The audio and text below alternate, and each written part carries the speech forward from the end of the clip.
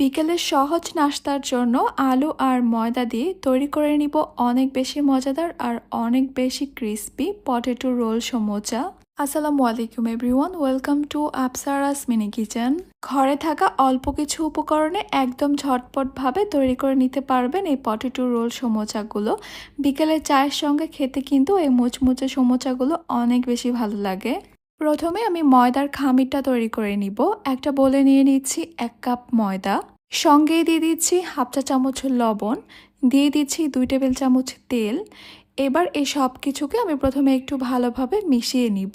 1 cup ময়দা থেকে বেশ অনেকগুলো সমোচা তৈরি হবে, তাও যদি আপনারা চান আরও কমিয়ে বা বাড়িয়ে নিতে পারেন ময়দার পরিমাণটা।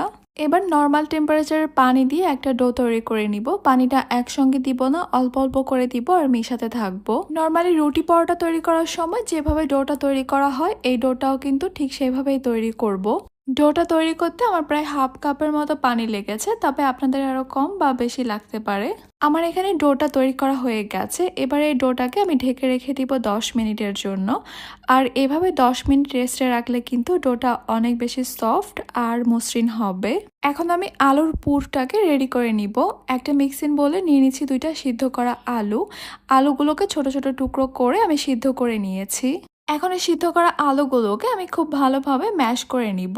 আপনারা আপনাদের সুবিধা মতো যে কোনোভাবে আলুগুলোকে ম্যাশ করে নিতে পারেন, তবে খেয়াল রাখতে হবে আলুর মধ্যে যেন কোনো বড় টুকরো না থাকে। এবার আমি এখানে দিয়ে দিব 2 টেবিল চামচ কর্নফ্লাওয়ার, দিয়ে দিচ্ছি হাফ চা চামচ লাল মরিচের গুঁড়া, কালো গোলমরিচের গুঁড়া দিয়ে দিচ্ছি 1/4 টিস্পুন, ধনিয়া গুঁড়া দিয়ে দিব 1/4 টিস্পুন, দিয়ে দিব ভাজা জিরার গুঁড়া 1/4 টিস্পুন, আদা গুঁড়া দিয়ে দিব হাফ চা চামচ, রসুন গুঁড়া দিয়ে দিব হাফ চা চামচ। যদি আদা রসুনের গুঁড়া আপনাদের হাতের কাছে না থাকে তাহলে কিন্তু আপনারা চাইলে বাদ দিতে পারেন।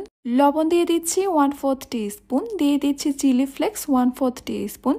ঝালের পরিমাণটা যদি কমিয়ে খেতে পছন্দ করেন তাহলে চিলি ফ্লেক্সটা বাদ দিতে পারেন। এখন এই সব কিছুকে আমি খুব ভালোভাবে মিশিয়ে নিচ্ছি। সমোচার জন্য আমাদের আলুর পুরটা তৈরি করা হয়ে গেছে। এবার এই পুরটাকে আমি একটা সাইডে রেখে দিব। প্রায় 10 মিনিটের মতো রেস্টে রাখার পর কিন্তু এই ডোটা এখন অনেক বেশি সফট আর মসৃণ হয়ে গেছে। এবার এখান থেকে কিছুটা ডো নিয়ে আমি একটা ভারী আর একটু বড় সাইজের একটা রুটি বেলে নিব। নর্মালি রুটি পরোটা আমরা যেভাবে পাতলা করে তৈরি করি, এই রুটিটা তার থেকেও একটু ভারী করতে হবে আর একটু বড় করে বেলতে হবে। রুটিটা বেলা হয়ে গেলে আমি রুটির ঠিক মাঝখানে একটা ছোট বাটি বসিয়ে দিব। বাটিটার চারপাশে আমি আলুর পুরটাকে ছড়িয়ে দিব।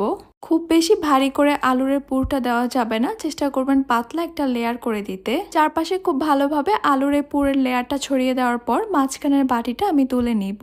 এবার এই রুটিটাকে আমি 15 থেকে 16 ভাগে কেটে নিব।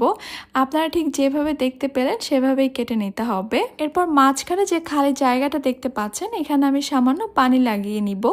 এতে করে আমাদের সমোচাগুলো রোল করার পর রোলটা খুলে যাবে না। আর দেখতেই তো পাচ্ছেন রোলগুলো ঠিক কিভাবে করে নিয়েছি। একদমই সহজ একটা ব্যাপার, একটু খেয়াল করলে আপনারা বুঝতে পারবেন। এইভাবেই বাকি সবগুলো রোল তৈরি করে নেওয়ার পর আমি এগুলোকে ভাজতে চলে যাব। চুলা একটা প্যানে পরিমাণ মতো তেল নিয়েছি। তেলটা কিছুটা গরম হয়ে আসলে আমি অনেকগুলো করে রোল একসঙ্গে দিয়ে দিব। একসঙ্গে বেশ অনেকগুলো করে রোল ভেজে নেওয়া যাবে। চুলার হিটটাকে হাই মিডিয়ামের মাঝামাঝি রেখে এগুলোকে পছন্দ মতো কালার আসা পর্যন্ত ভেজে নিতে হবে। বাস তৈরি হয়ে গেল আমাদের পটেটো রোল সমোচা। একদমই সহজ একটা রেসিপি, আর এই মুচমুচে সমোচাগুলো খেতে কিন্তু অনেক বেশি মজা হয়েছে। বিকেলের চা কফির আড্ডায় যদি থাকে এরকমই মুচমুচে আলুর সমোচা, তাহলে তো আড্ডা একদমই জমে যাবে। আশা করছি আমার আজকের রেসিপি আপনাদের কাছে খুবই ভালো লেগেছে আর সহজে লেগেছে। তাহলে আজকে এই পর্যন্তই। সবাই অনেক বেশি ভালো থাকবেন, সুস্থ থাকবেন। আল্লাহ হাফেজ।